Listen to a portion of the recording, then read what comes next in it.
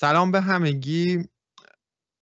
قصدمون اینه توی این برنامه درباره موضوعات مهمی که این اواخر توی آمریکا چه در جامعه چه در احزاب سیاسیش اتفاق افتاده به همراه رضا عامری و اسماعیل قروی صحبت کنیم. اینکه چه گذشت، چرا انتخابات به این شکل پیش رفت از لحاظ اجتماعی، الان چه اتفاقاتی در حال اتفاقه و اینکه پیش بینی ما اینه که چه اتفاقاتی در آمریکا و دنیا به تبع این اتفاقات خواهد افتاد. اسماعیل و رضا خیلی خوش اومدید به این برنامه. اسماعیل شروع کن. ممنونم امیر جان و خوشحالم که در این برنامه با شما هستم. امیر مرسی که پیشنهاد دادین گفتگو رو داشته باشیم و چقدر جدی شروع کردی. من وقتی میزبانم اینقدر جدی شروع نمی‌کنم. بس جدیه، شوخی خیلی جدی. خیلی درد جدی. موضوعی خیلی جذابی مطرح کردی و مشتاقم که این گفتگو رو داشته باشیم. آره. خب من خیلی دوست دارم، حالا به خصوص که من و رضا این چند مدت هم با هم صحبت کردیم، دوست دارم بیشتر نظرات اسماعیل هم بشنویم. با اسماعیل شروع کنیم. اسماعیل، تو تحلیل چیه از اینکه چرا به این شکل پیش رفت انتخابات؟ چرا اینقدر حمایت گسترده‌ای شد از نه فقط ترامپ، از این ائتلاف ترامپ که یک ایدئولوژی نبود، ایدئولوژی‌های مختلفی بودن که با هم دیگه متحد شده بودن، ائتلاف تشکیل داده بودن. تو بررسی چجوری آنالیز می‌کنی این اتفاقات رو؟ راستش این اتفاقی که الان افتاد به قول خیلی از تحلیلگران میتونست توی 2020 هم بیفته، منتها با طبق اون گفتگویی که شما قبلا با هم داشتید میتونست نتیجه اون انتخابات به نفع ترامپ باشه و این موجی که الان راه انداخته شد که در سال 2020 انتظارش داشتن که اون رد ویو یا موج قرمز بیاد و اون حالت پیروزی لندسلاید مانندی که ریچارد نیکسون در دور دومش داشت و بعدش هم که رونالد ریگان در دور دوم انتخاباتش اونو نشون داد، همه منتظر بودن که این اتفاق در سال 2020 اتفاق بیفته. منتها با اون اتفاقاتی که عجیب و غریب من بود توی پروسه رأی دادن و شمارش آرا، به این نتیجه نرسید و جمهوری خواه و محافظه‌کارا و به تبع کسایی که با این ایدئولوژی که حزب دموکرات درش غرق شده و سیاستمداران این حزب و بالاخص قسمتی از حزب ریپابلیکن که توی واشنگتن قبضه کردن قدرت رو و عملا سیاست‌های کلی کشور داره اونجا پیش میبرن، باعث شد که یعنی ملت دیگه به اینجاشون برسه و دیگه صبرشون کلا تاق شده بود و بعد یه جورایی اون موج قرمزی که 2020 قراره بیاد این دفعه با قدرت خیلی بیشتر اومد و به قول معروف همه را متعجب کرد که چرا الان به این نتیجه رسیدیم. حالا دلایلش میتونه خیلی باشه، مثلا موارد زیادی میتونیم اشاره کنیم، حالا در ادامه میتونیم راجبش بحث کنیم. رضا جان نظر شما چیه؟ آره ببین، به نظرم میاد حالا در مورد 2020 کمتر انتظار یک موج قرمز داشتیم. حداقل چیزی که من داشتم برداشت می‌کردم این بود که به خاطر بحث کووید انتظار میرفت که به هر حال ترامپ دچار مشکل بشه، چون کووید چیزی بود که خیلی تاثیر داشت رو زندگی آمریکایی‌ها و خب خیلی‌ها رفتن به این سمت که ترامپ رو مقصر بدونن، بگن ترامپ نتونسته درست مدیریت بکنه. 2022 تایمی بود که انتظار میرفت اون تون میدترم انتخابات میان دوره‌ای، اون موقع انتظار میرفت یه موج قرمز اتفاق بیفته. یعنی تو اون 2 سال اول بایدن انتظار میرفت که اتفاقی که افتاده باعث بشه یک واکنش خیلی شدیدی از سمت اکثریت جامعه ببینیم، ندیدیم. یعنی تو 2022 عملا موج قرمز که می‌خواستیم اتفاق بیفته انتظار میرفت، اتفاق نیفتاد و تو 2024 اتفاق افتاد. ولی خب این چیزی که اسماعیل میگه به نظرم درسته دیگه. این جامعه آمریکا به این نقطه انگار رسیده بود که یه نه بزرگی میخواست بگه، یعنی یه پوشبکی بود در مقابل همه این چیزایی که چپ ها و دموکرات ها سعی کرده بودن در حلق آمریکایی‌ها فرو بکنن. من این چند وقت رسانه‌های آمریکایی که دارم میبینم اکثرا رفتن به این سمت که میگن ترامپ برنده شد به خاطر اینکه اقتصاد آمریکا خوب نبود. یعنی معمولا بحث اقتصاد رو دلیلش میدونن و میگن خب تورم بود دیگه، تورم بالا بود و دیگه مردم خسته شدن، همبرگر گرون شده بود و فلان. اما به نظر من خیلی ساده انگارانه است. یعنی تو اگه بخوای بحث‌های فرهنگی رو نادیده بگیری واقعا نفهمیدی تو 4 سال گذشته چه اتفاقی افتاده. ایلان ماسک و RFK و تولسی و اینا به خاطر تورم نرفتن کنار ترامپ، به خاطر اینکه اصلا حزب دموکرات به حدی رادیکال شد، به حدی به سمت چپ رفت که خیلیا تصمیم گرفتن این حزب رو ول کنن. ما یه الاینمنت و یه ری الاینمنت اساسی تو جامعه آمریکا داریم میبینیم. 45% هیسپانیکا به ترامپ رای دادن. اصلا باور نکردنی همچین چیزی. ما عملا داریم میبینیم که آدم‌هایی که دغدغه‌های مشترک دارن در دغدغه‌های در واقع نزدیک به جمهوری خواهان دارن میان به سمت این حزب و لزوما جمهوری خواه تیپیکال هم دیگه نیستن. یعنی هیسپانیک بینشونه، سیاه‌پوست بینشونه، گی بینشونه، همه جور آدمی با دغدغه‌های مشابه دور هم جمع شدن، یه ائتلاف بزرگ تشکیل دادن. و این فکر می‌کنم اولین بار تو چند دهه گذشته که اکثریت آمریکایی‌ها جمهوری خواه هستن. یعنی الان حزب دموکرات، شاید باورش سخت باشه ولی حزب دموکرات حزب اقلیت شده توی آمریکا و احتمالش به نظرم خیلی زیاده تو چند تا انتخابات آینده جمهوری خواه دیگه همیشه پاپولار ووت رو به دست بیارن، با توجه به این تنت بزرگی که جمهوری خواه تونستن شکل بدن. این برداشتی که من دارم. خیلی عالی، واقعا نکات خیلی خوبی رو اشاره کردی. حالا چیزی که من دارم واقعا میبینم، من چندین سال اینو میگم از همون دوره اول ترامپ تا الان، حتی خیلی هایی که با ترامپ موافق بودن هم دوستان من به من میگفتن تو چرا این رو میگی؟ بیشتر روی بحث‌های اقتصادی صحبت میکردن، ولی من اصرار داشتم که بزرگترین دستاورد ترامپ اقتصاد و این چیزا نبود. ترامپ رسانه‌های سنتی رو نابود کرد. این بزرگترین دستاورد ترامپ بود از نظر من. کسی دیگه به صحبت‌های رسانه‌های عمومی گوش نمی‌کنه. الان ما توی این انتخابات هم دیدیم اصلا ویو نمی‌گرفتن، کسی نمی‌رفت نگاهشون کنه. همه پادکست‌های یوتیوب و اینجور چیزها رو می‌دیدن. این چه تغییری ایجاد کرد؟ این باعث شد موضع مردم آمریکا، من تا الان چنین چیزی تو مردم آمریکا ندیده بودم که یک دفعه نظرشون ظرف 2-3 سال سر یک چیز 180 درجه عوض بشه. موضع مردم آمریکا سر 2 چیز به شدت عوض شد. 1 جنگ اوکراین روسیه و 2 کووید. یعنی مردم فهمیدن سر کووید و واکسن ها سرشون کلاه رفته. مشخص شد که رسانه ها سانسور میکردن و دکترهایی که میگفتن راه درمانش واکسن و این چیزا نیست سانسور شده بودن. توی پادکست ها مشخص شد و مردم عصبانی شدن. الان عوارض بیماری هم عوارض واکسن برای خیلی ها پیش اومده.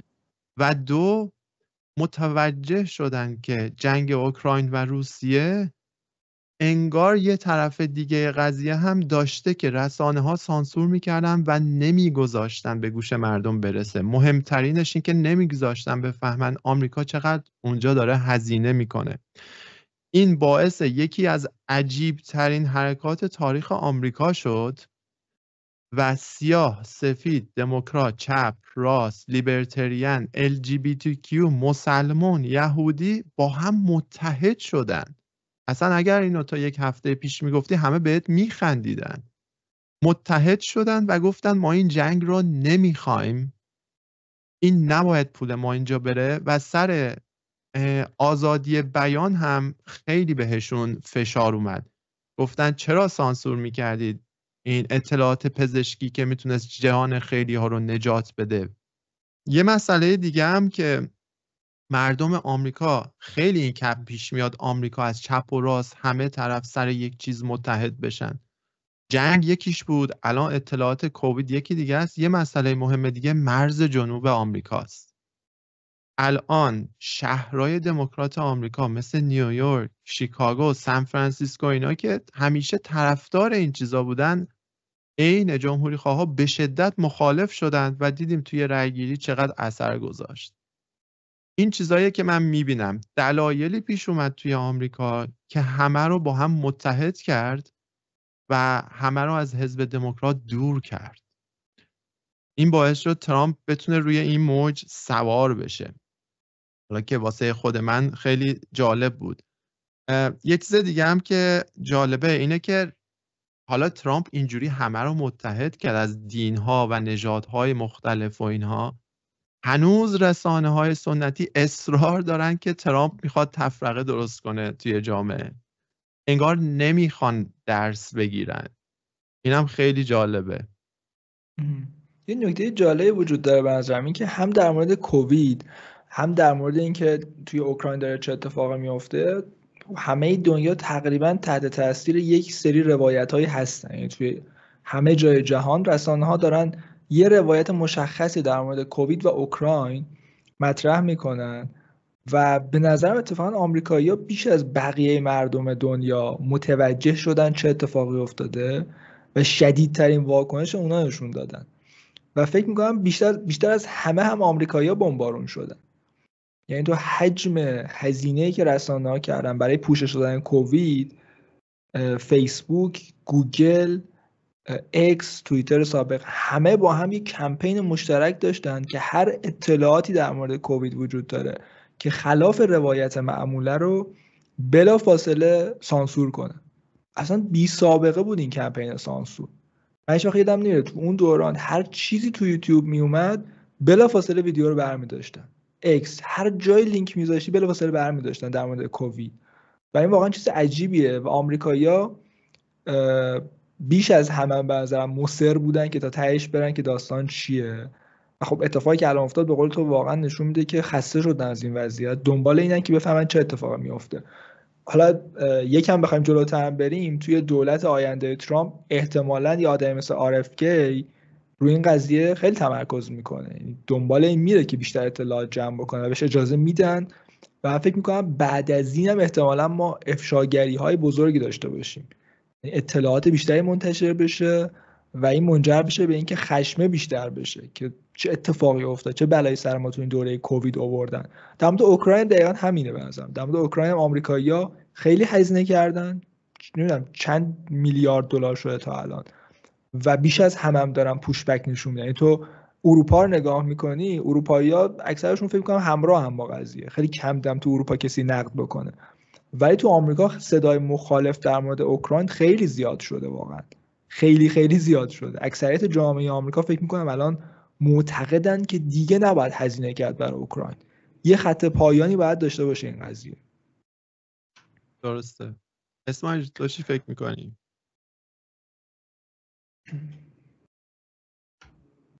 تو با چه موضوعی دقیقاً؟ در مورد این جنگ کووید و به صورت کلی سانسورشیپ که اجازه نمیدادن طرف‌های مختلف داستان بحث و گفتگو بشه. خب ببینید توی اندیشه آزادی خواهی، حالا به خصوص اگه بخوایم صحبت کنیم، حالا یا اون کانسرواتیوهای اصیل که خیلی قدیمی فکر میکنن، یکی از دلایلی که اکثرا روش هم نظرن که باعث میشه دولت ها خیلی بزرگ بشه، اندازه دولت که گسترش پیدا کنه و طبق اون اصل ساده که هر چقدر اندازه دولت بزرگتر بشه اون میزان آزادی های فردی تو کمتر و کمتر میشه. این یک اصل اجتناب ناپذیره در عالم سیاست و وقتی یه جنگی اتفاق میفته و یک دولتی میخواد توی اون جنگ مداخله کنه، به ناچاره که یک سری هزینه ها رو به شهروندان کشورش متحمل کنه، چه از لحاظ اقتصادی، چه از لحاظ جانی، چه از لحاظ فرهنگی و اجتماعی و موردهای دیگه. و جنگ اوکراین هم از این قاعده مستثنا نیست و نخواهد بود. حالا هر جنگ دیگه میخوایم اسم ببریم فرقی نمیکنه. که جنگ‌های جهانی اول و دوم هم به کنار، حالا یک توجیهاتی میارن که آمریکا توی اون جنگ دیگه به عنوان سلف دیفنس رفت، موقعی که بهش حمله شد رفت اونجا داخل درگیر جنگ شد، که این میتونه با اصل لیبرتاریانیسم یا آزادی خواهی توجیه بشه که این عمل میتونه مورد قبول باشه، هرچند باز همون نتایج منفی که گفتیم و بدون شک به بار خواهد آورد و چه بسا که آورد و هممون هم میدونیم که تو تاریخ چه گذشت، موقعی که FDR بر سر قدرت بود و وودرو ویلسونی که توی جنگ جهانی اول بود و چه فجایعی رو این دو رئیس جمهور به بار آوردن توی عرصه قانونگذاری و اگزیکتیو اوردرهایی که اون موقع صادر کردن. در رابطه با جنگ اوکراین هم همینه. ببین وقتی مالیات دهنده،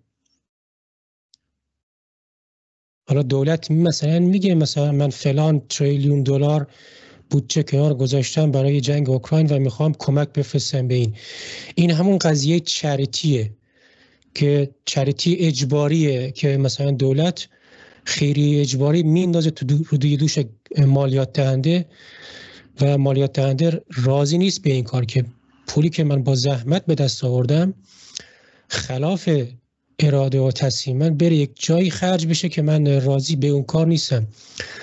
و استدلالی هم که میاره اینه که چرا پول مالیات من باید برای مرزهای اوکراین خرج بشه در صورتی که مرزهای کشور خودمون توی جنوب آمریکا مورد تهاجم بیگانگان قرار گرفته. حالا این بیگانه میتونه انتیتی خصوصی باشه، میتونه انتیتی حکومتی باشه، چه کارتل باشه یا چه گروه ها گنگ های دیگه. و این نه بزرگ رو ما توی اون ایالت های جنوبی اکثرا دیدیم. من قبل از اینکه این لایو بیام، این گفتگو رو بیام، داشتم نقشه ایالت تگزاس رو نگاه می‌کردم. اون بیشتر تمرکزم روی اون نقشه‌ای بود که کانتی ها رو نشون میداد و جنوب تگزاس یه سری کانتی هایی بودن که سمت لاریدو و اون پایینا که در انتخابات های قبلی اکثرا دموکرات رای دادن، اینها هم قرمز شدن این دفعه. حالا یک اینا کانتی های به شدت هیسپانیکه. آره دقیقاً جایی که مردای لاتینو، مردای هیسپانیک خیلی به سمت جمهوری خواه شیفت کردن. دقیقاً اینا اگر اونجا برین اصلا زبون انگلیسی نیست. هر کس تو تگزاس رفته باشه میدونه زبون رسمی اون تیکه اصلا اسپانیاییه. آره اونجا بیشتر مهاجرای حالا مکزیکی اومدن اینجا یا مهاجرایی که از جنوب و کشورهای پایین‌تر از آمریکای لاتین اومدن و خب همه میدونیم اونجا الان به خاطر همینه دیگه، مثلا جمعیت هیسپانیکا اینقدر زیاد شده که زبان دوم آمریکا اسپانیاییه. و یه نکته دیگه هم که می‌خواستم بگم راجع به این ووتر آیدی بود که خیلی جنجال به پا کرد از چند سال قبل. و من یه نقشه‌ای داشتم امروز نگاه می‌کردم که ایالتایی که توش ووتر آیدی اصلا نمیخواد شما رای بدی، که اون ایالت‌های نیو انگلند که الان سمت شمال شرق آمریکا میشه، به غیر از نیو همشایر بقیه اکثرا تا وست ویرجینیا و ویرجینیا اکثرا کارت سوشال سکیوریتی یا گواهینامه رانندگی نمیخواستن از تو که موقع رای دادن. یا ایلینوی یا از اون مینیسوتا، اورگون، واشنگتن، کالیفرنیا، نوادا و نیو مکزیکو و ایالتایی که هریس برنده شد. ایالتایی که هریس برنده شد. و دلیلی هم که حالا توی نقشه آخری که مثلا گفته الکترال ووت هریس فکر کنم 226 شد اگه اشتباه نکنم، به نظر من اگه این ووتر آیدی واقعا اینا داشتن و اعمال میشد، تمام ایالت‌ها قرمز میشد توی آمریکا، حتی اون ایالت اورگون و واشنگتنی که به شدت چپگرا و کمونیستن. حالا جدا از این ووتر آیدی یک مسئله دیگه هم که واقعا الان جا داره الان اشاره کنیم، رأی حالا پستی یا ابسنتی بالتس که اینا دو تا فرق میکنن با هم. از سال 1980 که توی ایالت اورگون رأی پستی رو آزمایشی امتحان کردن در سطح محلی و در سال 1987 اینو تعمیم دادن به کل ایالت و از سال 2000 اگه اشتباه نکنم کل انتخابات ایالت اورگون پستی انجام میشه. یعنی تمام این رأی هایی که شما در ایالت اورگون میدید و اونا براتون برگه رأی پست میکنن توی اون آدرس پستیتون و شما اونا پر میکنید و حالا یه سری میگن یه استشهادنامه، یه سوگندنامه هم باید ضمیمه کنی یا توی اون برگه بنویسی و برگشت بزنی به اداره اون کانتی که مثلا مسئول رسیدگی به انتخاباته. و یا اینکه در روز انتخابات هم اگه میخوای رأی بدی همون رأی برگه پستی رو میاری توی اون محلی که واسه انتخابات پر میکنی و میدی. یعنی از 1987 که این رأی پستی توی ایالت اورگون یعنی همگانی شد، عمومی شد، این ایالت از دست رفت و تماما در چنبره حزب دموکرات گیر کرده الان. و ایالت‌های دیگه هم که اسم بردم 8 ایالت دیگه هم به همین چیز دوچار شدن و یکی از استثناءات فکر کنم یوتا بود که از این مخمسه قصر در رفت و قرمز شده توی این ایالت و توی این انتخابات. آره من یه نکته بگم امیر، آره بحث ووتر آیدی جالبه، بحث اوکراین هم جالبه. من در مورد اوکراین چیزی بگم، بحث فقط به نظرم هزینه نیست. یعنی بحث فقط این نیست که هزینه شده، هزینه بحث خیلی مهمیه و طبیعتاً مالیات دهنده براش مهمه که داره از جیب ما پول میره، ولی به نظرم بحث دیگه در مورد اوکراین حجم دروغ‌ها و روایت‌هایی که ساختن. ببین در مورد شروع جنگ رسانه‌ها دروغ گفتن، رسانه‌ها به وضوح دروغ گفتن. بعد جنگ اینطوری پرزنت کردن که پوتین از خواب پا شد یه روز صبح و به خودش گفت من میخوام به اوکراین حمله کنم و اوکراین بخشی از روسیه باشه، در حالی که قضیه اصلا این نیست. تو از چند دهه قبل کافیه برید سخنرانی‌ها و صحبت‌های متخصصای سیاست خارجی لیبرال آمریکا رو بخونی که اینا چی میگن. خودشون دارن میگن که ما داریم ناتو رو توسعه میدیم به سمت روسیه و در نهایت اگه به اوکراین برسیم، اوکراین خط قرمزه، چند دهه قبل گفته بودن روسا، اگه به اوکراین برسیم به یک تنش اساسی میرسیم. این روشن برای همه روشن بوده این قضیه و اوکراین همیشه خط قرمز بوده. هیچ کمکی هم به غرب نمیکنه، هیچ کمکی به ناتو نمیکنه که وارد اوکراین بشن. صرفا مسئله اینه که اینها بدون توجه به چیزی که روسیه بارها در موردش صحبت کرده، بدون هیچ دلیل منطقی سعی داشتن ناتو رو توسعه بدن بارها و بارها و تو آخرین مرحله رسیدن به اوکراین و روسیه واکنشی داشته که چند دهه پیش انتظار میرفته. این چیز نبوده که همه سورپرایز بشیم که چی شد امروز حمله کردن. میخوام بگم کل هیستوری قضیه رو گذاشتن کنار، اینو تعریف نکردن، یه جور دیگه روایت کردن. در مورد ادامه جنگ دروغ گفتن. روسیه و اوکراین توی استانبول با هم مذاکره کردن، آماده بودن توافق بکنن، متنش وجود داره، ترکیه تایید کرده، روسیه، همه گفتن که این اتفاق داشته میافتاده. آمریکا از طریق بوریس جانسون به اوکراین پیام میده که شما صلح نکنید، ما ازتون حمایت میکنیم، بجنگید. پس در مورد ادامه جنگ هم دروغ گفتن. رسانه‌ها کلا این قضیه رو سانسور کردن، اصلا هیچ کدوم صحبت نکرده. چند ماه بعد ما فهمیدیم چی شده اونجا. در مورد پایان جنگ هم دارن دروغ میگن. در مورد پایان جنگ هم میگن تنها جنگ در صورتی تموم میشه که اوکراین کل خاکش رو بگیره. هر تحلیلگر نظامی که شرایط امروز اوکراین رو ببینه متوجهه که در واقعیت اوکراین هیچ پتانسیل و توانی نداره که بخواد دوباره خاکش کامل بگیره. اصلا غیر ممکنه. چند میلیارد دلار سلاح و کمک و نیروی انسانی و هنوز هیچ اتفاق خاصی نیفتاده. عملاً گیر کردن تو این جنگ. پس میخوام بگم در مورد پایان جنگ هم واقع بینانه نیست این که بگیم اوکراین خاک خودش رو میگیره، بعضی حتی میگن بره روسیه رو یه تیکر بگیره. میخوام بگم تو مراحل مختلف رسانه‌ها، دموکرات‌ها، استبلیشمنتی که تو واشنگتن دی سی ان، متخصصای نظامی پنتاگون بارها دروغ گفتن. همه دنیا این دروغا رو شنیدن و خسته شدن از این همه روایت دروغی که داره بهشون گفته میشه، اگه واقعیت جنگ چیز دیگه ایه. میخوام بگم فقط بحث هزینه نیست، بحث دروغ ها هم به نظرم خیلی مهمه. درسته، خیلی درسته. حالا من اول این بحث اوکراین رو ادامه بدم و بعد اون ووتر آیدی هم من یکم صحبت دارم.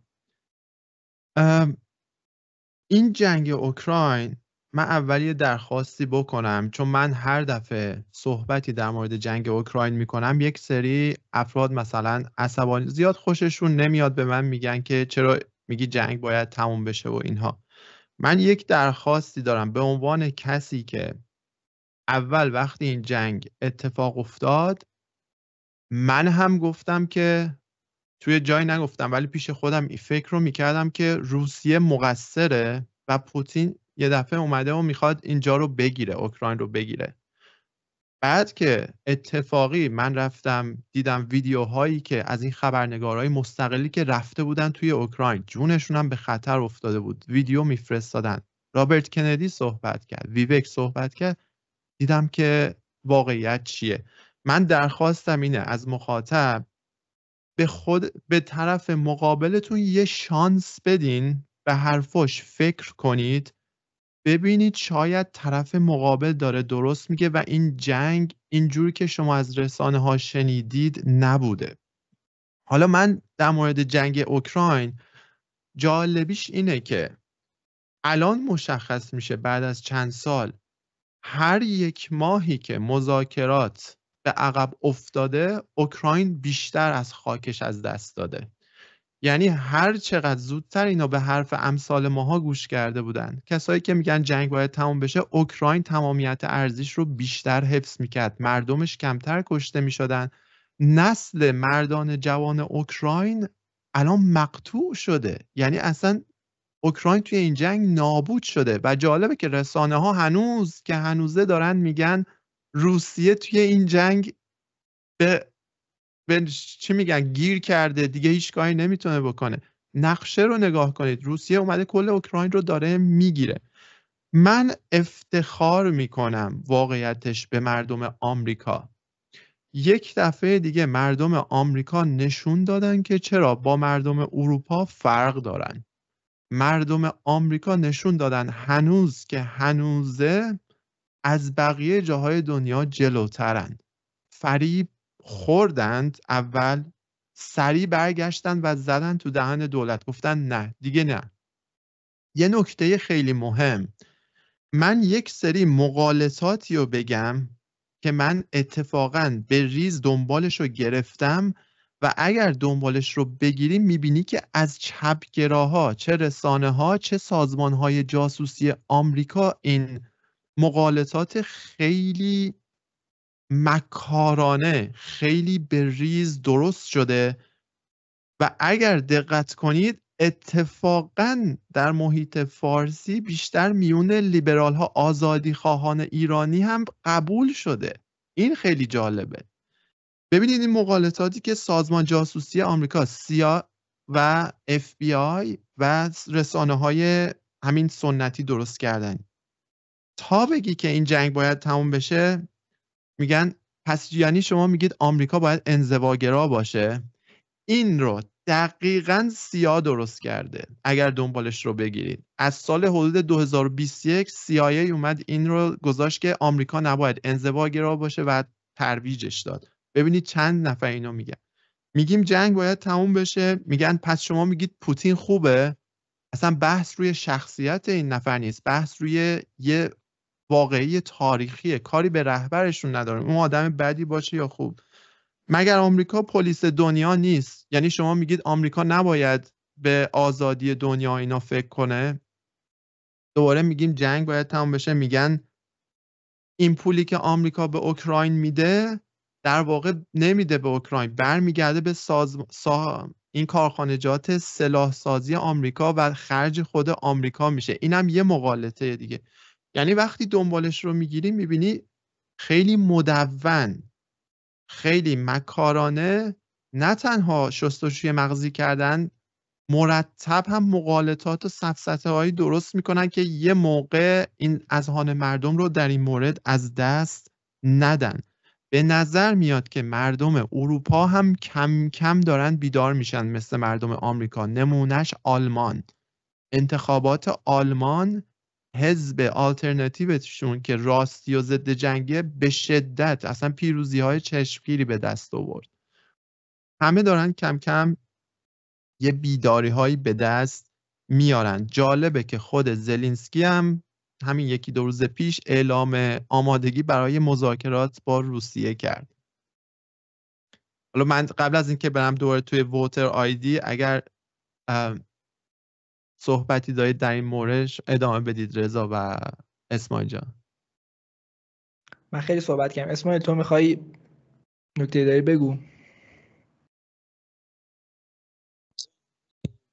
اتفاق افتاد خیلی مزه میکردم که آیا الان بیام نظرمو بگم یا نه. خیلی یعنی با خودم کرنجا رفتم که آیا الان وقتیشه این پست رو بنویسم توی اینستاگرامم یا یکم وایسم.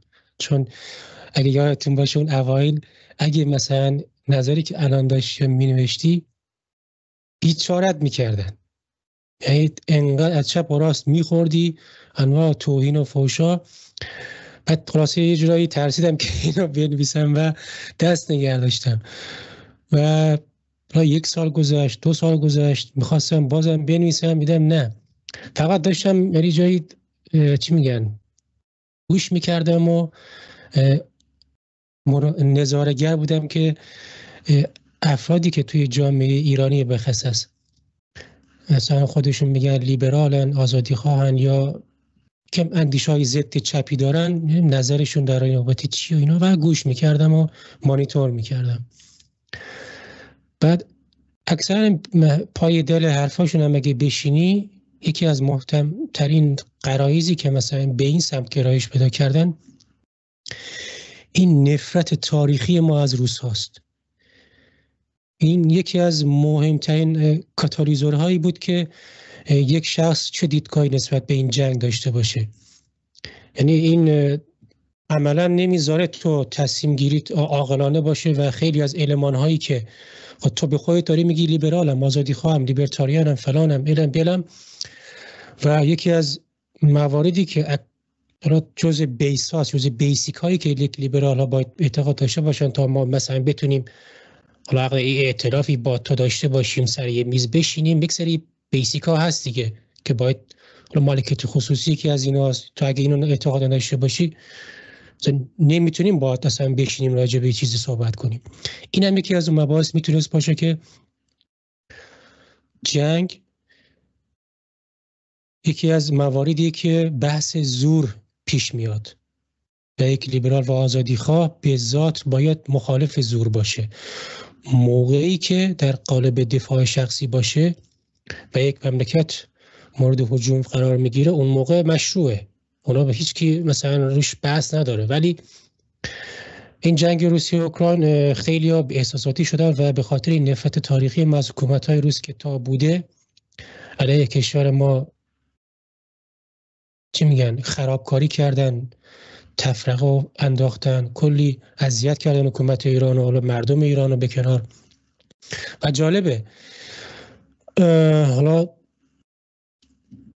مردم آمریکا و غرب، حالا اروپایی‌ها و بیشتر بخصوصا آمریکایی‌ها از اینکه سرمایه انسانی و مادیشون توی جنگ اوکراین داره هزینه میشه ناراحتن و ایرانی‌ها هم از این بابت که سرمایه مادی و معنوی ایران داره برای روسیه خرج میشه ناراحتن و دوست دارن که طرف مقابل جنگ که اوکراین باشه پیروز بشه و اینطوری مثلا طرف اوکراین میگیرن. از این بابت شاید ما نتونیم خیلی خورده بگیریم از بابت چی میگن نظری و تحلیلی و اینا، ولی یه چاقوی دولبست جنگ هم میتونه اینجوری عمل کنه همینطوری اونجوری به ضرر شما تمام بشه.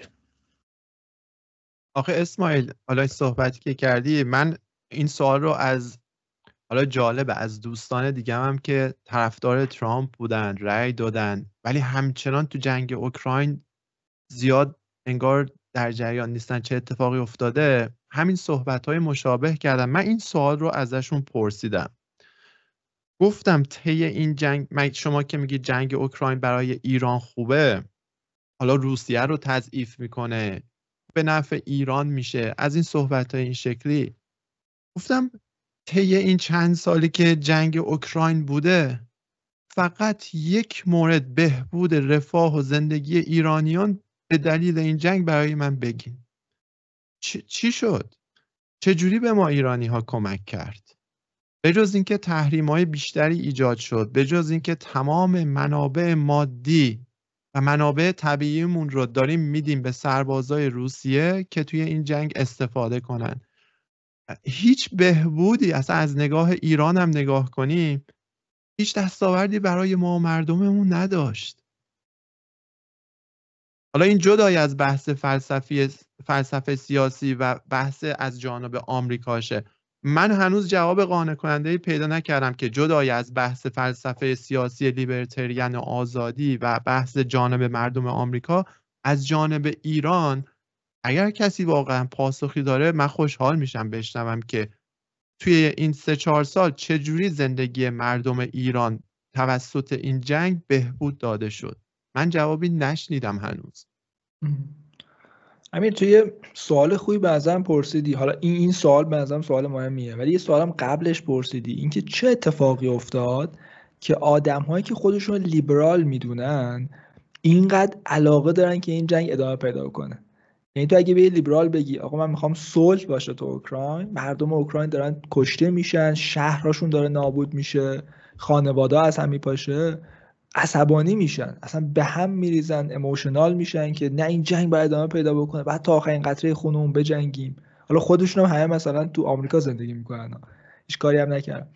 یه کتابی هست، یه نویسنده لهستانی یه کتابی داره خیلی جالبه این کتاب. این نویسنده لهستانی اون زمان که کمونیستا توی لهستان حاکم بودن اونجا زندگی میکرده، زمانی که رژیم کمونیستی سقوط میکنه تو لهستان و لیبرال ها سر کار میان، اون زمان هم اونجا زندگی کرده و میگه من یه شباهت های خیلی جالبی بین کمونیستا و لیبرال ها پیدا کردم که در موردش کتاب مینویسه. خیلی کتاب جالبیه این کتاب. میاد میگه این نظم جهانی لیبرال دموکراسی که لیبرال ها ایجاد کردن توی لهستان و بقیه جهان، چیزی که خیلی براشون مهمه، خیلی با کمونیسم شباهت داره. یه شباهتشون خیلی جالبه، اینکه کمونیست ها معتقدن به جبر تاریخی، معتقدن تاریخ یک مسیری رو داره طی میکنه که در نهایت همیشه کمونیست ها پیروز میشن و ما نمیتونیم کاری انجام بدیم، مسیرش چیده شده. و جالبه که لیبرال دموکرات ها همچین عقیده‌ای دارن.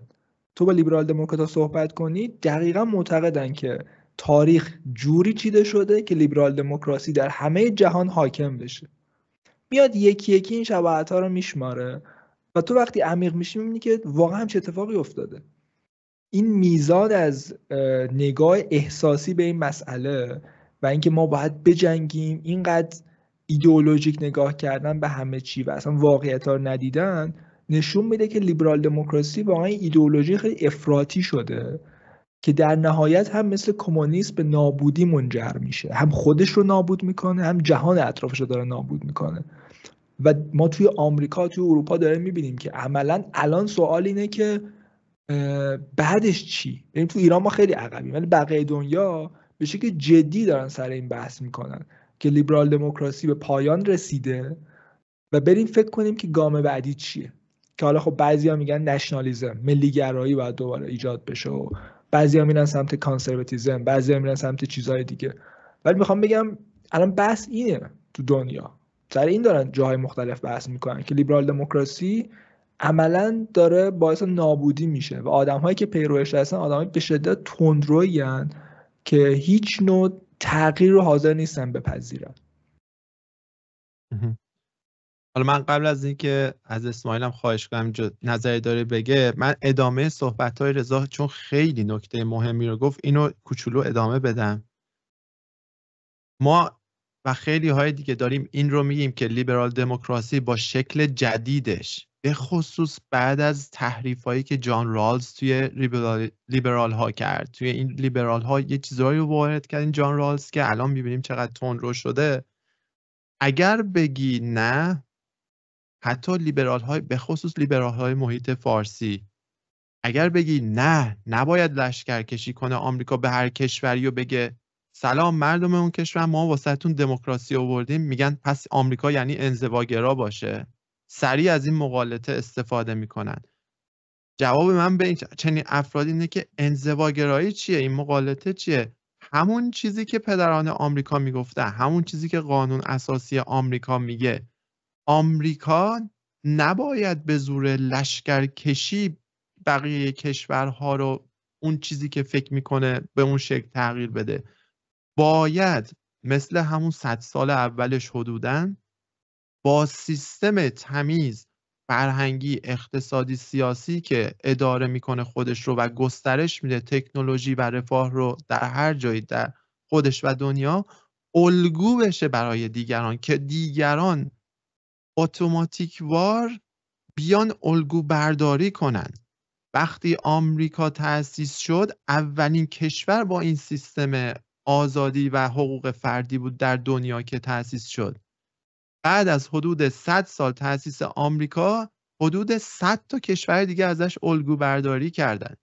این روش درسته، این چیزیه که پدران آمریکا ترویج میدادن، نه اینکه بگردی روی نقشه دنیا بگی اینا این کاری که ما میکنیم و قبول داریم رو قبول ندارن، بلند شید یا علی بریم اونجا لشکر کشی به اونا بگیم چیز خوب چیه. این سیستم درستی نیست. به یک دلیل اساسی دیگه هم داره، برای اینکه در سنت لیبرالیزم، در این سنت لیبرال های مدرن، به دلایلی که اصلا من نمیدونم چرا تصمیم گیری کردن به صورت قطعی که تنها شکل از حکومت که آزادی در اون اجازه نموده شدن داره، اجازه اینکه مردم آزادی داشته باشن، لیبرال دموکراسیه. این سیستم حکومتیه که ما میگیم در صورتی که اگر به کانسرواتیو های قدیمی و لیبرال های حتی مثل جان لاک اینا نگاه کنی، اصلا شکل خاصی از حکومت رو تجویز نکردن. شکل حکومت میتونه پادشاهی باشه، میتونه لیبرال دموکراسی باشه، میتونه جمهوری باشه و همچنان به اصول آزادی فردی و چنین چیزهایی پایبند باشه. چگونه باید تصمیم بگیری؟ طبق سنن و فرهنگ و عقاید اون ملت خاص. آمریکا نمیتونه پاشه بره عراق به عراقی‌ها بگه همون سیستمی که ما داریم به درد شما میخوره. آلمان همون به دردش میخوره، کانادا همون به دردش میخوره. این تجویز کلی برای دنیا ندارد. این بحثی که داری مطرح میکنی خیلی بحث جالبیه و حالا اینکه میگی شروعش از کجاست، اولین باری که آمریکا، این کلا بحث خیلی مفصل و عمیقیه، خیلی جای صحبت داره.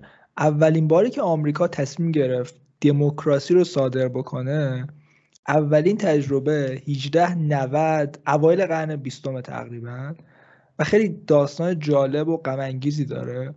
توی جنگ، حالا من یه ویدیو در موردش هم ساختم تو یوتیوب، هر کی دوست داره میتونه ببینه.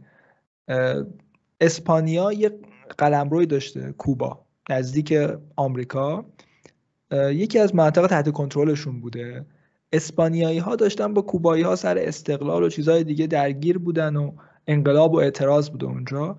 آمریکایی‌ها میگن که ما دلمون سوخته برای اینا، باید کمکشون بکنیم، باید نجاتشون بدیم کوبایی‌ها رو. میرن با اسپانیا میجنگن که به کوبا استقلال و آزادی و دموکراسی بدن. 50,000 نفر اونجا کشته میشن تو اون جنگ و کوبایی‌ها میگن خب حالا ما پیروز شدیم، به ما آزادی و استقلال و دموکراسی بدید. آمریکا میگه نه، به این سادگی ها نیست، یه قانون اساسی بنویسین بیا تو کنگره آمریکا بررسی بشه، اگه ما پسندیدیم به شما آزادی و استقلال و دموکراسی میدیم. قانون اساسی می نویسن. بعد آمریکا میگه خب یه بند اضافه کنین که آمریکا حق داره هر جای کوبا میخواد پایگاه داشته باشه. میگن خب ها باشه. بعد میگن یه بند دیگه اضافه کنین که هیچ کشور دیگه نمیتونه تو خاک کوبا پایگاه داشته باشه. بعد میگن یه بند، اینقدر بند اضافه میکنن که عملا کوبایی‌ها میگن خب الان چه اتفاقی افتاد؟ این چه همون اسپانیا که بهتر بود که ما اینقدر کشته دادیم اینجا چی بشه؟ بعد از اون فاجعه تر داستان فیلیپینه. آمریکایی‌ها فیلیپین و اسپانیا میگیرن، بعد فکر کن تو جنگ خود آمریکا و اسپانیا 50,000 نفر کشته میشن. فیلیپینیا مثل کوبایی‌ها میگن خب ما میخوایم استقلال داشته باشیم. آمریکا میگه نه اینطور نیستش. بیش از 200,000 فیلیپینی کشته میشن توی جنگ بین فیلیپین و آمریکا، چون آمریکایی‌ها معتقد بودن شما هنوز نمیتونید خودتون حکومت تشکیل بدین، ما باید برای شما دموکراسی و حکومت ایجاد کنیم. 200,000 فیلیپینی ها میکشن اونجا. و این آدم ها پروگرسیو های آمریکایی بودن که اتفاقا کانسرواتیو ها اون موقع بهشون گفتن احمقانه است کاری که دارین میکنین. ما اعلامیه استقلالمون به اون میگه شما نباید برین توی کشور دیگه حق اونها رو ازشون بگیرید. و پروگرسیو ها مثل آقای تئودور روزولت که بعضیا تو ایران عاشقشن معتقد بودن، جزء کسایی که تو فیلیپین بوده، روزولت فرمانده بود تو فیلیپین، معتقد بودن که نه، فیلیپینیان نمیفهمن، ما میفهمیم، میریم اونجا با کشتنشون دموکراسی براشون ایجاد میکنیم. میخوام بگم ریشه‌شو که میخونی یه سری افکار پروگرسیو عجیب غریبیه که اصلا باورت نمیشه یه آدم به همچین نتیجه گیری میتونه برسه از اون سنت‌های آمریکایی، ولی هیچ ربطی به سنت‌های آمریکایی نداره، هیچ ربطی به اعلامیه استقلال و قانون اساسی آمریکا نداره. ولی این چیزی که ایرانی‌ها خیلی هاشون از آمریکا و سیاست خارجیش همین یه تیکه رو فهمیدن، همین یه تیکه رو فهمیدن که آمریکا باید دموکراسی رو صادر بکنه و به دلایل خوبه. ولی خب هیستوریش چی بوده؟ پروگرسیوها چرا به نتیجه رسیدن؟ قبلش چی بوده؟ بنیانگذارا چی فکر می‌کردن؟ آیا این تغییر خوبی بوده یا تغییر بدی بوده؟ میگم خیلی داستان وجود داره پشت این. من خودم اون ویدیو رو که ساختم کامنت منفی داشتم، واقعا خیلی هم گفتن آقا چی داری میگی، آمریکا بعد باشه، همیشه شوروی و جنگ جهانی اینا رو مثال میزنن که اتفاقا تام وودز کتاب داره، من پیشنهاد میکنم همه ایرانیان کتاب بخونن، واقعا شروع جنگ جهانی اول رو توضیح میده که چطور آمریکا نقش فاجعه باری داشت تو این قضیه و شروع جنگ جهانی دوم هم توضیح میده که آمریکا چطور نقش فاجعه باری داشت. یعنی اون همونایی که میگن آمریکا مجبور بود به جنگ و باید وارد میشد دفاع از جهان و اینا، شما برین هیستوری جنگ جهانی اول رو بخونین که آقای وودرو ویلسون چطوری آمریکا رو به این جنگ کشوند. برین قرارداد ورسای رو بخونین که چه فاجعه‌ای بود و چطور جنگ جهانی دوم همین آدما تو ورسای شروع کردن. میخوام بگم همه اینها رو نمیخونیم، فقط یه تیکه میدونیم که آمریکا باید باشه، جهان به هم میریزه. آمریکا چطور باید باشه؟ سوال اصلی اینه به نظرم.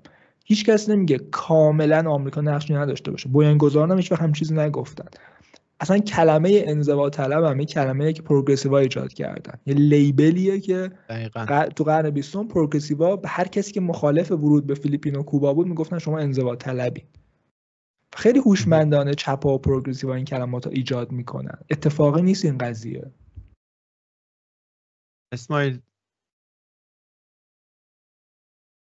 دقیقاً به خاطر همین طرز فکریه که الان توی اروپا هم حتی ما میتونیم توی هلند، اگه مخصوصا که اون موقعی که کشاورزا رو میخواستن به زور کار کشاورزی و دامداری رو تعطیل کنن و این سند BC است که محیط زیستی این داستانا داره، اونا رو میخواستن به زور توی حلقوم کشاورزا و دامدارای هلندی فرو کنن که یعنی انقدری که اونجا تظاهرات کردن و علیه این سیاست ها اومدن بیرون و هم به قول حرفایی که امیر زد و الان حزب راست محافظه‌کار توی آلمان داره قدرت میگیره، اینا همه دلایل اینه که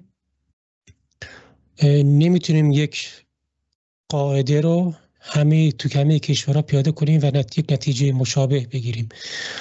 ما مجبوریم با این آزمایش‌هایی که توی قرن 20 انجام، قرن 20 به معنای واقعی کلمه آزمایشگاه ایدئولوژی بود توی دنیا و دیدیم که کدوم آزمایش از کدوم چه نتایجی به بار آورد و الان بعد از اون همه آزمایش یواش یواش اروپایی‌ها هم دارن به نتیجه میرسن که آقا هر کشوری بسته به فرهنگ خودش باید یک سیستمی رو پیاده کنه و این مقوله فرهنگ رو ما باید توش لحاظ کنیم.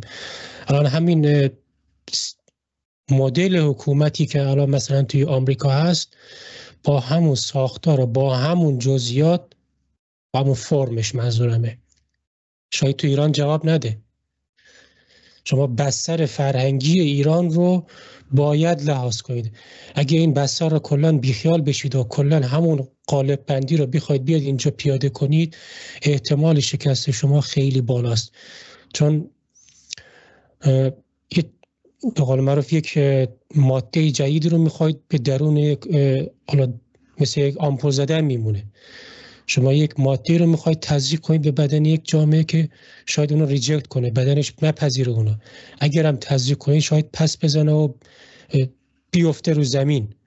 میگم این قائل شدن به تفاوت‌های فرهنگی در عرصه سیاست به نظر من این مقوله‌ای که باید روش زیاد بحث بشه و همه‌گیر بشه این قضیه که ما نمیتونیم همه چی رو از صرف سیاسی بریم جلو یا صرف اقتصادی بریم جلو.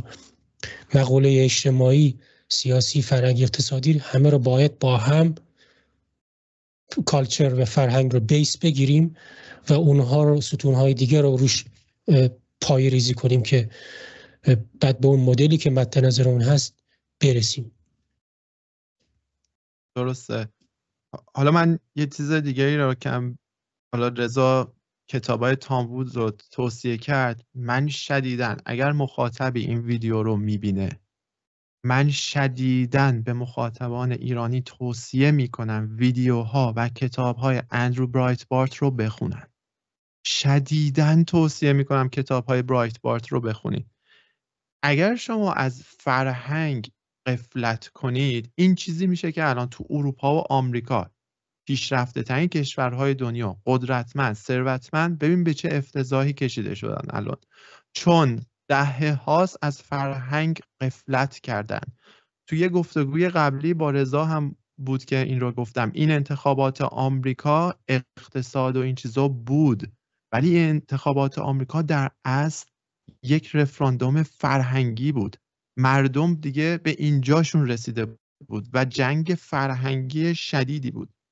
یه مورد دیگه در مورد جنگ جهانی که رضا گفت، دوباره میرسیم به این که مداخله گری باعث میشه چه تبعاتی پیش بیاد که همون لحظه فکر میکنی کار درستی انجام دادی، ولی باعث این اثر پروانه‌ای میشه که تا دهه‌ها این اثراتش میمونه. آمریکا اصلا دلیلی نداشت توی جنگ جهانی اول وارد بشه. این پروگرسیو ها گول زدن، گفتن همین مغالطه‌ای که الان چپگراها هنوز استفاده میکنن، یعنی انزواگرایین. این کلمه انزواگرا رو هر کس استفاده کنه، این سیگنال اینه که طرف دنبال جنگ میگرده توی سیاست. جنگ رو درست کردن، قرارداد ورسای میشه که باعث میشه به صورت کاملا مستقیم جنگ جهانی دوم درست بشه. یعنی اصلا چنین جنگی نباید وجود می داشت. حالا جالبیش اینه اون دهه‌ها آمریکا به صورت مطلق دست پروگرسیو ها بود، یعنی کانسرواتیوی وجود نداشته توی آمریکا اون دوران. اصلا کل دولت دست پروگرسیو ها بود، تا جایی که وودرو ویلسون وقتی میخواد ران کنه برای پرزیدنسی با همون تئودور روزولتینا میگفتن ما پروگرسیویم. بعد وودرو ویلسون هم میگه که پیش خودشون فکر میکنن، میگن ما هم که پروگرسیویم، ما هم نمیتونیم بیایم ران کنیم برای کمپین بذاریم بگیم ما پروگرسیو شماره 2 که. اولین دفعه در تاریخ سیاسی آمریکا کلمه لیبرال ساخته میشه و اونجا اولین دفعه از 1912 که اصلا قبل از اون کلمه لیبرال تو تاریخ آمریکا وجود نداشته. وودرو ویلسون اینا میگن ما لیبرالیم و این لیبرال های چپی و پروگرسیو ها جهان رو برای دهه‌ها به خاک و خون میکشن و 2 جنگ جهانی درست میکنن با این مغالطه که ما انزوا طلب نیستیم، ما باید به جهان دموکراسی رو صادر کنیم. من درخواستی که دارم از مخاطبان ایرانی اینه که همیشه هم این رو تو صحبتاشون میبینم که اگر یک کتابی رو تصور کنید کتاب قصه‌ای، همیشه از وسط باز میکنن، بعد میگن نگاه کن از اینجا چه اتفاقی افتاد، مثلا نگاه کن اینجا پوتین چی کار کرد تا اینجا. برگرد نصفه قبلیش رو بخون، ببین قبلش چه اتفاقی افتاد. این چیزیه که رسانه ها با بمباران اطلاعاتی به شما اجازه نمیدن انجام بشه. شانس این رو بده که شاید اشتباه میکنی، شاید چیز دیگه ای هم بوده که نشنیدی، دنبالش بگرد، اگر به همون نتیجه قبلیت رسیدی اوکی، ولی شاید چیزیه که نمیخواستن تو بدونی. در مورد این یک سوال خیلی خیلی خوبی چند روز پیش 2 نفر از من پرسیدن، من دوست دارم اینجا هم شیر کنم. حالا دوست دارم همون سوال رو رضا و اسماعیل هم واقعا جواب بدن. خیلی سوال دیدم، چه سوال خارج از عرف و خوبی بود. چند نفر از من پرسیدن چه مطالبی چه موضوعاتی هست به نظر من که در محیط فارسی کاملا ایده ها روش غلطه. حالا مربوط به همین انتخابات آمریکا داشتن میپرسیدن و بهشون من توصیه میکنم که برن تو محیط انگلیسی دنبالش کنن، چون در محیط فارسی کاملا غلطه. من چون نمیخواستم تعداد زیادی هم بگم به 2 مورد رسیدم و 2 مورد به این دوستامون گفتم که به نظر من در مورد این 2 موضوع اصلا به صحبت‌های محیط فارسی گوش نکن و برو محیط‌های انگلیسی اصلش رو نگاه کن، چون دیدم خیلی غلط در محیط فارسی است. حالا قبل از اینکه من 2 موردم رو بگم، دوستان رضا، اسماعیل، اگر دوست دارید شما هم به این سوال چیزی به ذهنتون میرسه پاسخ بدید. اگر دوست دارید یکم فکر کنید، حالا من میتونم صحبت کنم که شما وقتم داشته باشید. رضا. سوال خیلی جذابیه، مرسی از کسی که این سوال پرسیده. چه موضوعاتیه که توی فضای فارسی درمونشون اطلاعات گمراه کننده یعنی خیلی زیاده، اطلاعات غلط زیاده یا فکتای تاریخی رو نخوندیم؟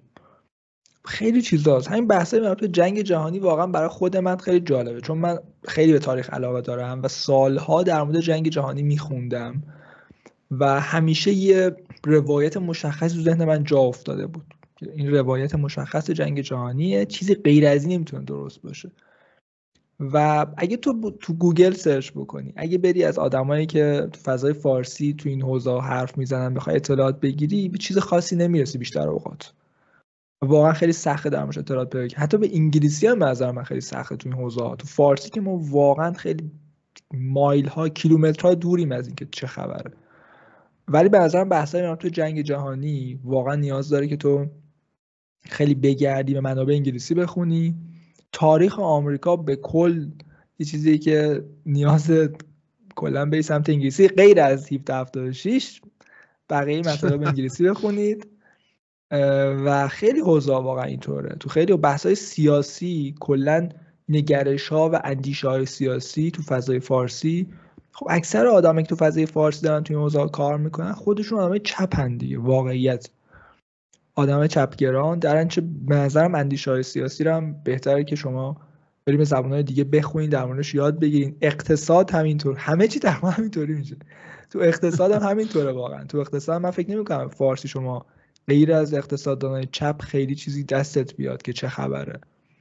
من خودم اقتصاد رو با تامس سول خیلی باش ارتباط گرفتم. شروع کردم کتابای تامس سول رو خوندم. تاریخ رو شروع کردم کتابای آدمی مثل تام وودز رو خوندم.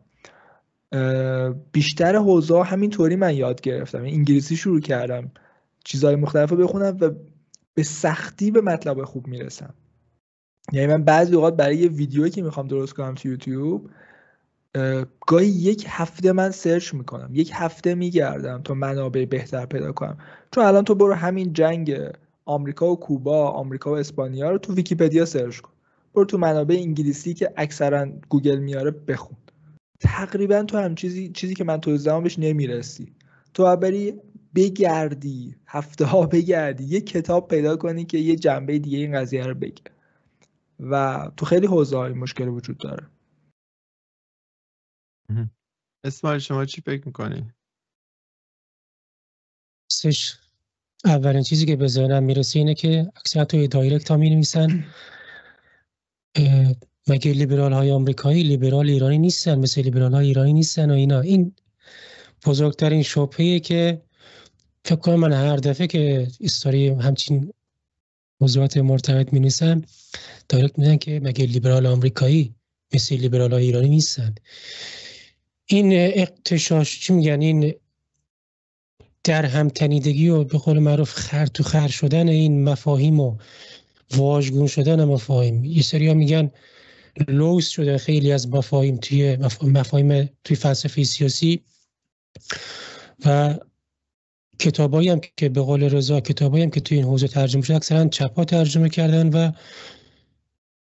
شخصی که مثلا علاقه‌مند به این مباحث و میره تحقیق بکنه، حالا یه سری کتابا بهش میرسه و میخونه، این اطلاعات غلط رو دریافت میکنه و با همین فرمون میره جلو. تا یکی مثلا یک البته ما اسماعیل هم داریم و غیر از اسماعیل بقیه مترجمامون چپگرا. نه حالا اینطور هم نیست. بچهای لیبرال که مثلا ترجمه میکنن زیادن و حالا شاید زیاد اسم در نکردن یا توی فضای رسانه‌ای زیاد فعالیت ندارن. ولی بالاخره این مشکلات ما داریم. حالا بحث سیاست که من بیشتر تمرکزم روی سیاسته، حالا روی سیاست عمومی بیشتر که اخبار و وقایع سیاسی و اینا، در کنار اینکه حالا بحث تخصصی من روی آموزش زبان انگلیسیه. این درد ما توی دانشکده زبان انگلیسی هم داریم که به قدری ذهنیت دولتگرا و اون استابلیشمنت واره توی دانشکده زبان انگلیسی، همون تفکری که مسمومه توی دانشکده‌های دیگه توی کتاب‌های زبان انگلیسی هم موجوده. به قسمت آموزش من لحاظ دارم میکنم توی این حرفم که مباحثی که توش گنجونده شده خیلی از جاها که مثلا به کلایمت چینج پرداختن، به مفاهیم سیاسی که مثلا میپردازن، همین تعریف اشتباه ایناست. بعد توی مقوله های اجتماعی فرهنگی هم این نفوذ چپ ها توی تکست بوک های انگلیسی هم قشنگ نمود پیدا میکنه و تو وقتی یک زبان آموز به تو مراجعه میکنه و این سری مباحث رو میپرسه و بعد تو میدونی که مثلا اینا اشتباهن، ولی اون بنده خدا اطلاعات نداره چون عمیق نرفته مطالعه کنه. میتونیم توی مباحث دیگه هم بپردازیم. حالا کلی بخوایم بگیریم توی منابع فارسی یک چند سالیه که این جنبش لیبرالی که توی ایران تازه داره جون میگیره، حالا توی بحث ترجمه منظورمه، تازه داره جون میگیره، کتابای لیبرال دارن یواش یواش ترجمه و چاپ میشن توی این بازار نحیف کتاب ایران. هنوز جای کار خیلی زیاده و نمیتونیم توی یک مبحث به خصوص ما اشاره کنیم که فقط توی این حوزه ما جای کار داریم. توی اکثر رشته‌ها، اکثر حیطه‌ها، حوزه‌ها ما هنوز جای کار داریم که باید این تفکر درست رو جا بندازیم توی جامعهمون. مرسی.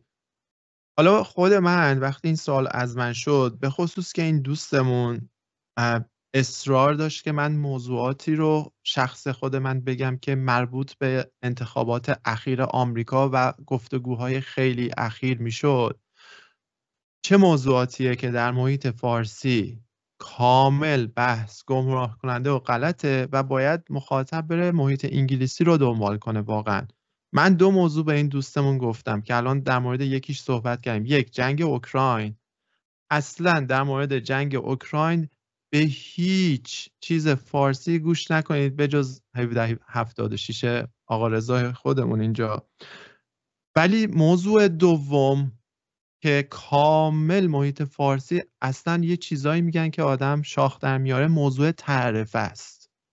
چون این دوستمون میخواد موضوعات اقتصادی که در حال گفتگوه اصلا به بحث‌های محیط فارسی در مورد تعرفه به نظر من نباید گوش کنید.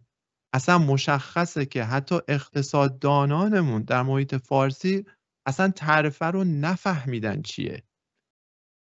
اصرار دارن بگن تعرفه به صورت مطلق و ذاتی یا خوبه یا بد. میخوان 0 و 1 بهش نگاه کنن.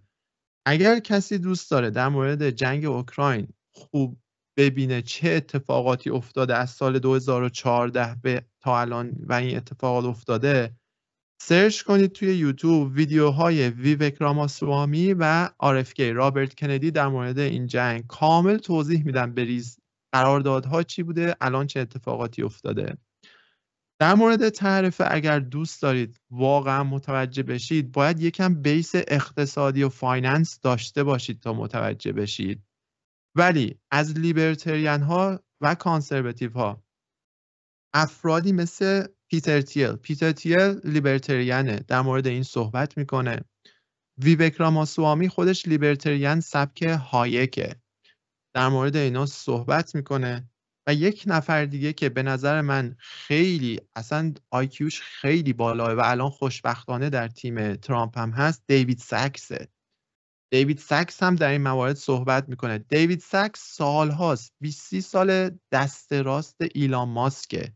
توی تموم بیزنس های ایلان ماسک فایننس و امور مالیش رو دیوید ساکس مدیریت میکنه. به این افراد گوش کنید در مورد تعرفه و ببینید اون وقت چی نظرتون چی میشه.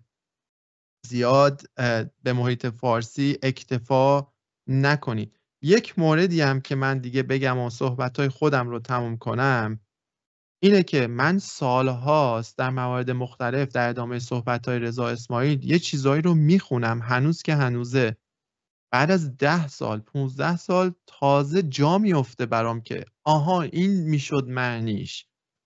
بالاخره جا میفته برام. انتظار نداشته باشید که گاهی اوقات سوال میپرسید مثلا از شخص خود من، توی یه کامنت 2 خطی بتونم جوابتون رو بدم و گاهی اوقات دیدم که مخاطب میگه من راضی نشدم.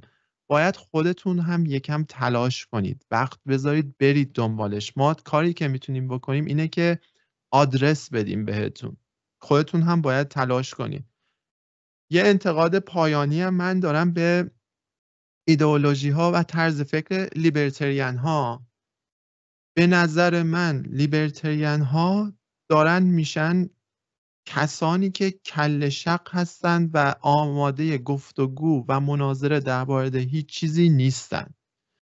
یعنی میگن مثلا میزس، هایک، اینا آیه منزله و اصلا حاضر به بحث و گفتگو نیستن. در صورتی که به صحبتاشون گوش کنی میبینی که حتی کتاب‌ها و ایده‌های خود هایک و میزس اینها رو هم درست متوجه نشدن. باید حاضر بشیم به طرف مقابل گوش کنیم و این شانس رو بدیم که شاید احتمال 1% من اشتباه میکنم، گوش کنم ببینم چی میگه طرف مقابل.